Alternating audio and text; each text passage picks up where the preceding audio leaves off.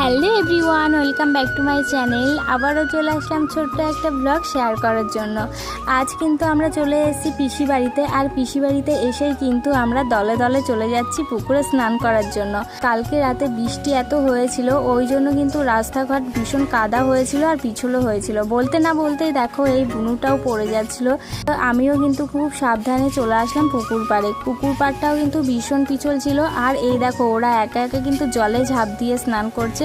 তো আমরা এখানে বসে বসে দেখছিলাম, আমাদের তো আর কিছু করারই ছিল না, কারণ আমাদের স্নান হয়ে গিয়েছিল। তো এরা স্নান করছে আর আমরা বসে বসে দেখছি। তো ভালোও লাগছে দেখতে যে অনেক দিন পরে কিন্তু এই পুকুর পাড়ে আসলাম। আর আমি এসেছি পিসি বাড়ি, মানে আমার পিসি বাড়ি হচ্ছে নদিয়াতে। তো তোমরা কে কে এখান থেকে আমার ভিডিও দেখছো অবশ্যই কিন্তু কমেন্টে জানিও। আর এই দেখো এর অবস্থাটা দেখো বন্ধুরা, দেখলে তো একদম আমার হাসি পেয়ে যাচ্ছে।